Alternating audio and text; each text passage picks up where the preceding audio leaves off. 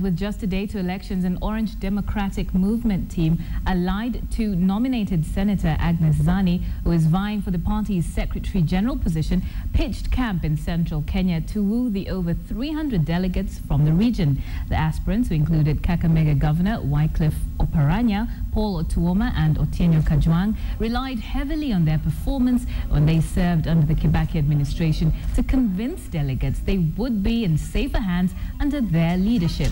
Their visit came a day after a rival group led by Ababu Namwamba and Hassan Joho traversed the area seeking for votes for various party positions at the national level. Now, it's believed that delegates from central Kenya region would provide the swing vote in the hotly contested elections. While delivering a message from Agnes Zani, who was absent, Otieno Kajwang hailed Zani's role in the coastal region during the last general elections and urged central Kenya delegates to vote for her as the party's Secretary General. Na baadaye Bi Agnes Zani na marafiki zake wakaenda nyumbani wakaanza kuongea na vijana, na mpaka vijana wakasema okay, tutachukua kura sasa na tutapiga hiyo kura yako, lakini tutapigia nani? Na Zani akasema pigia ODM. Watu wa Coast wakapigia kura 80% kwa ODM. It will be wrong for anybody ku contemplate ati wamama hawana haki ya kuchukua viti kwa ODM. It will be wrong. Wawachie delegates wenyewe waamue. Mtu kusema ati sisi wabunge tumeketi chini tumeamua hivi, kwani hao ndio delegates? So hakuna anybody who should dictate to the party that sisi tumeamua hivi. Wawachie nyinyi mdictate. So hata Mama Zani ana haki ya kusimama.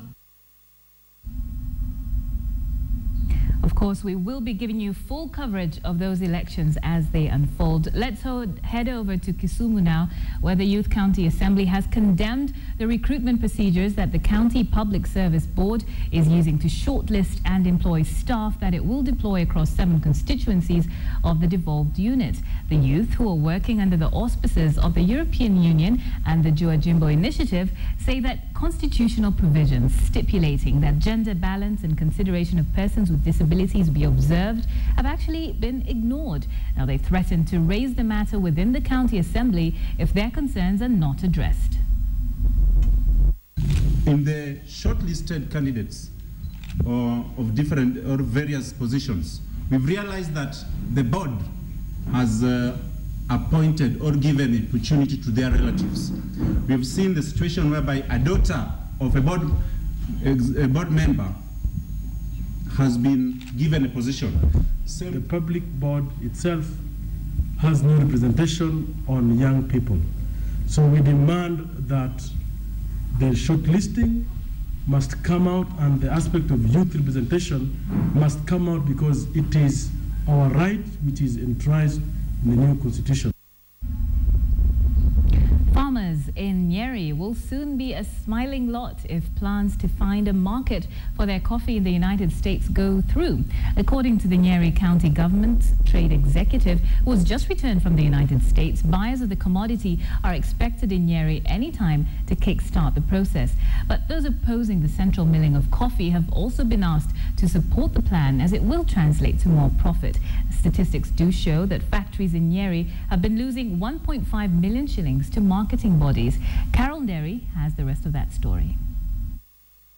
Word on the ground has been that soon the coffee produced in Kenya might sooner rather than later find its way to markets abroad, and this might just be a breath of fresh air for those in the sector, especially in Nyeri, where stakeholders have been embroiled in bitter fights with the county government over the proposed central coffee milling.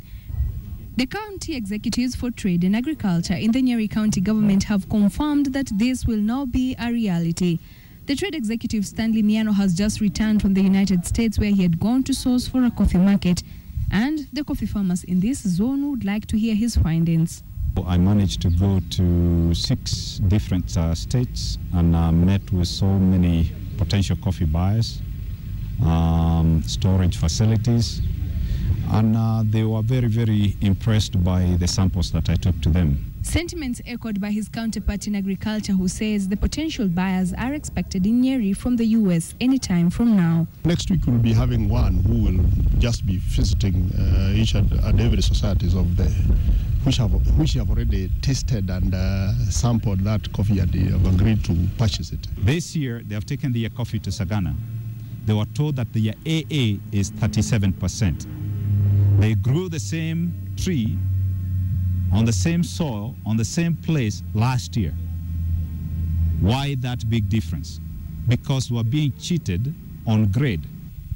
And for those who have been vehemently opposing the county government's proposal to market Nyeri coffee under one umbrella body so as to take advantage of the economy of scale, a tough talking Gachagua had this to say. Tumesema coffee will be sold and marketed like every other crop. Pesa mkononi. And we are going to tell the farmers who have delivered coffee with us, this is the price being offered, mumekubali ama hamujakubali. Mukisema mumekubali, tuuze.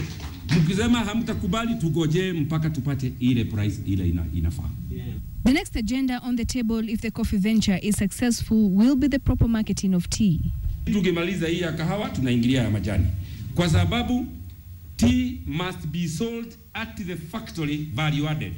If loose ends are tied, such as those to do with proper grading of coffee, the process of milling, marketing and selling is streamlined, then there might be light at the end of the tunnel for the vibrant coffee industry in Kenya. From last year we had about 24 million kilogram of cherry. Now we have over 50 million kilogram of cherry, just by starting this initiative. We also have other counties that have shown interest, other 5 or so counties that have shown interest to work with us.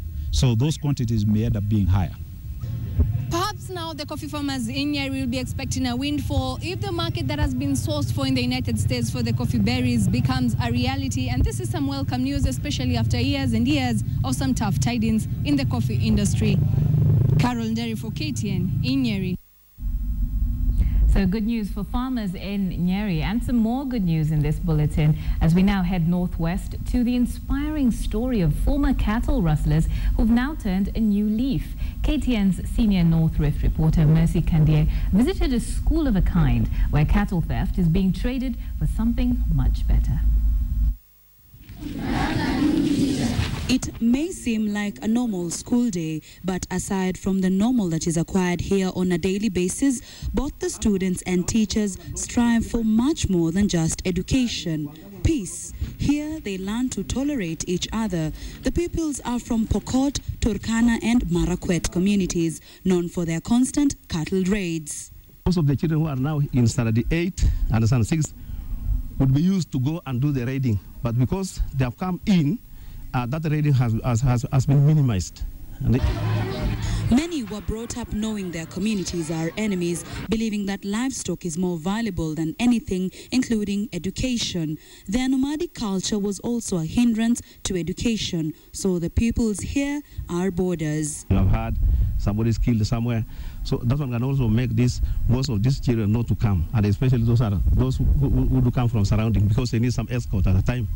Riting Primary School in West Pokot was established in 2005 in a bid to end the perennial fighting. Built in Takwel at the border of Turkana and Pokot, in the hope that when the children set foot here, they'll put their differences aside. Peace is being taught. We also let them know the importance of having that peace. According to Todo, when the school began, they had 3 incomplete classrooms and no dormitories. At night, they would sleep on a rock in the school compound. The Kerio Valley Development Authority and World Vision stepped in to complete the school, but with a student population of 556, there is need for more teachers and other facilities. The class teacher, one teacher manages 2 classes right now. 90 kilometers from the school is another peace project, fish farming, aiming to reduce the raids and keep the youth engaged.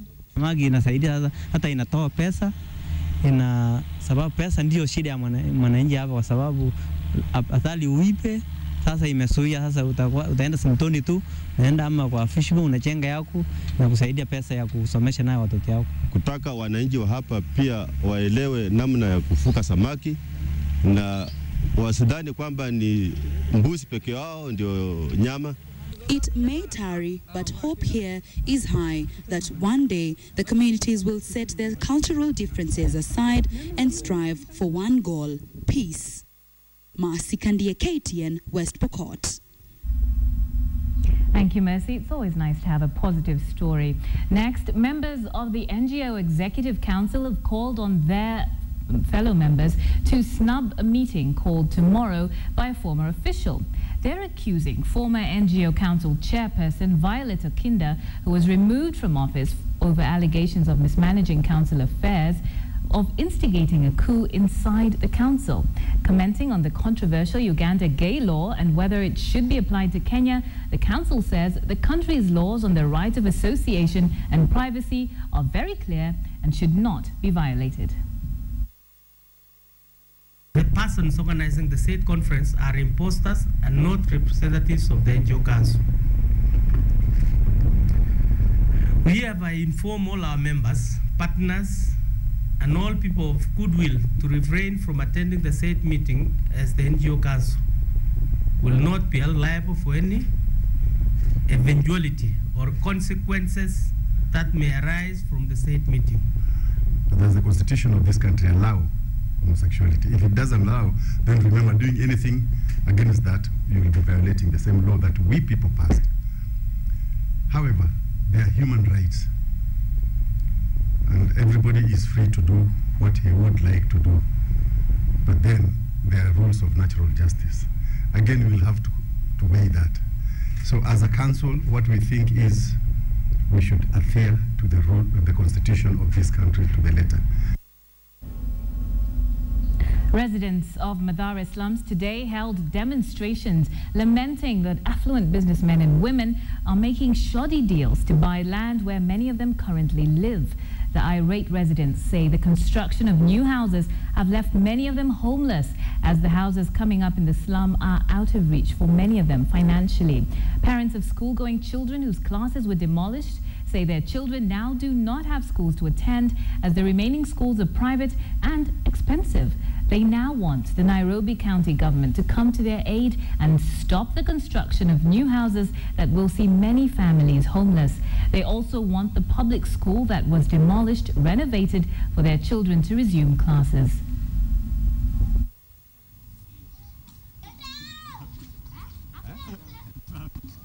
Kuna wabomoaji ambao wanashirikiana na viongozi wa hapa ambao walipewa contract usiku wa saa 7:30 waje wabomoe hapa kwa sababu iko graba anasema anataka kujenga hapa. Next, road contractors in Nyeri County have been warned against doing shoddy work, with the county government saying that they will not hesitate to blacklist such contractors. Speaking during the launch of roads in Wamagana area, Nyeri Governor Nderitu Gachagua said contractors unable to get capital to give them a startup can actually get it from local banks that partner with the county government.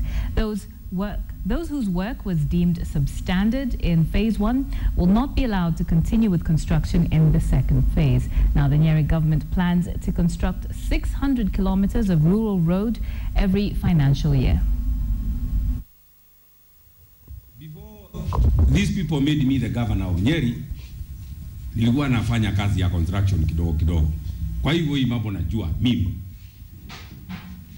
And that is why I am saying, when we give you 2 months or 3 months, please make sure you complete. Because if you don't complete, we are going to blacklist you. We are not going to put you on the second program if you have failed us on first program. Na ndio nilikuja ndio nieleze hiyo so that you get it right. You are getting on phase 2 of this program will depend on your performance on the phase 1. Well, here's a question to kick off our business news this afternoon. Are you following your bank on Twitter? Well, Well, 24 of the country's 53 registered commercial banks are yet to engage customers via the social media platform. This is according to a new customer social media survey carried out by the Kenya Bankers Association. Only 19 banks are engaging their customers on the social media platform, with 60% of customers also reluctant to take this route, fearing fraud. According to the Bankers Lobby Group, banks need to leverage on social media to connect with their customers who are wishing to know more about their bank, as well as answer queries that may arise. Banks have for a long time been accused of failing to connect with their customers, a fact that has led to distrust. It was merely lack of communication, lack of information, what we call information asymmetry between the consumer and the bank itself. Now, what we are trying to do as a first step is to ensure that we have got adequate capacity within the banks to be able to address the issue right at the time when it originates.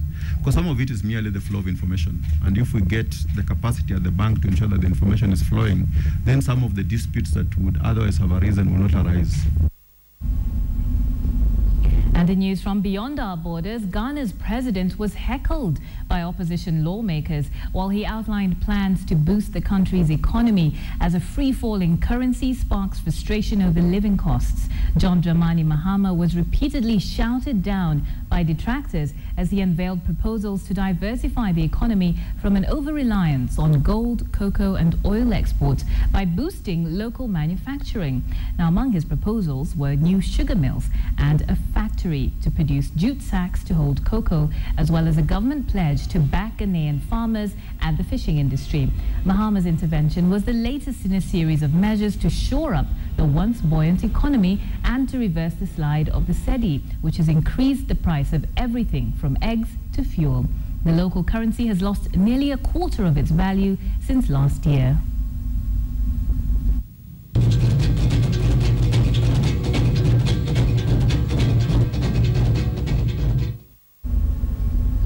And First Lady Michelle Obama wants to remove all junk food and soft drinks and corresponding advertisements from U.S. schools starting later this year. The new rules proposed would pull ads for unhealthy food from schools and encourage more healthy eating. The proposal comes during her week-long celebration of the 4th anniversary of her Let's Move campaign, which she launched in February 2010 to help combat childhood obesity. Our classrooms should be healthy places where kids are not bombarded with ads for junk food.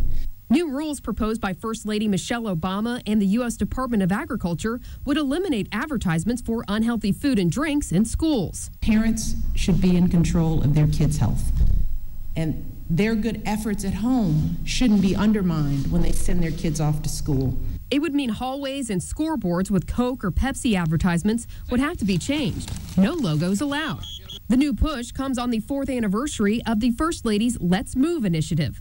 It's fighting childhood obesity by promoting healthy eating and exercise while encouraging healthy choices. Water just surpassed soda as the most commonly consumed beverage in America. Yay, go water. She says the program is showing results. Children born today will be accustomed to eating healthy food during the school day.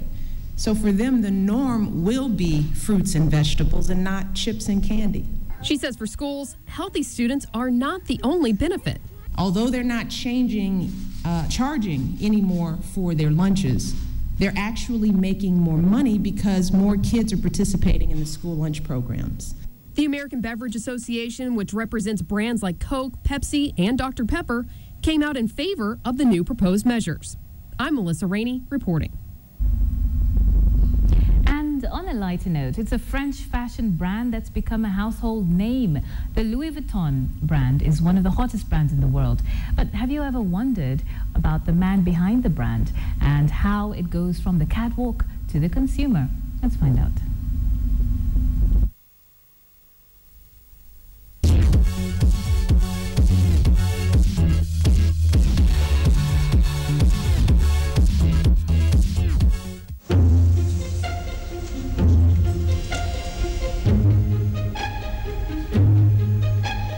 It's arguably the most recognized fashion brand in the world.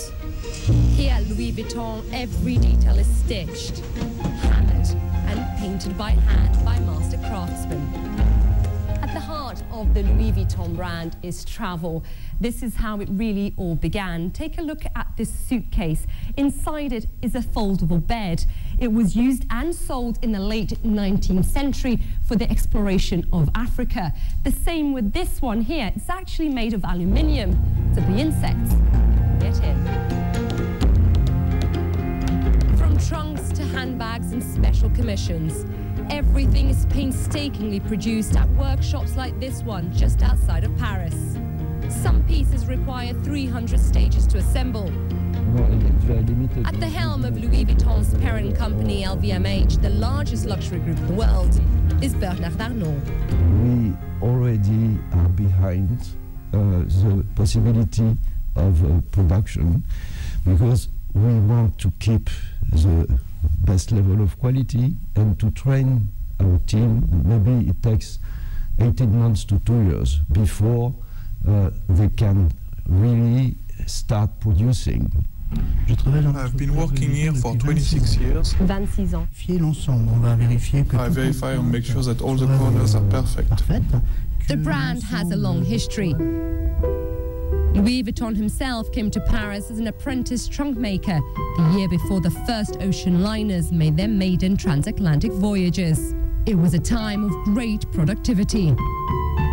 This is the home of Louis Vuitton and his family. It was built in 1869, and you can tell having a look around that attention to detail and craftsmanship began at home, from the stained glass windows in the 1900s to that blue Art Nouveau fireplace, even the chandelier, which screams La Belle Époque.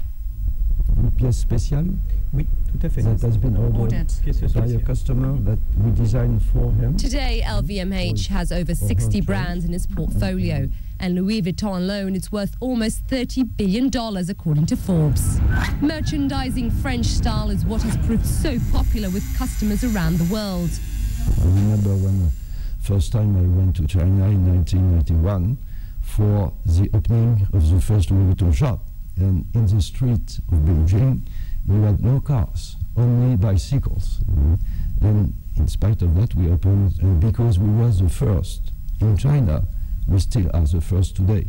So in a global market, what's the value of an event like Paris Fashion Week? How does that translate from the catwalk to goods sold?